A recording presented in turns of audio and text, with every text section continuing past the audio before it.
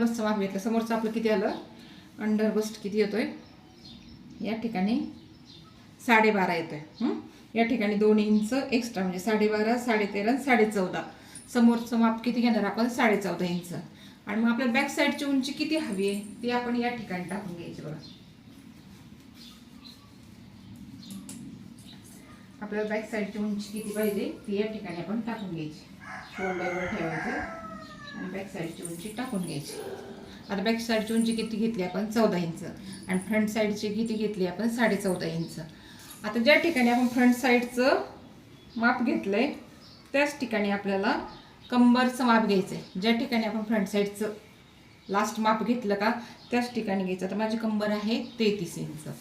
तर या पद्धतीने मापे घ्यायची. त्यानंतर काय करायचं, आपल्याला समोरचा फ्रंट क्रॉस घ्यायचा. आपण ज्या ठिकाणी बाई जोडली जाते त्या ठिकाणचं माप कशासाठी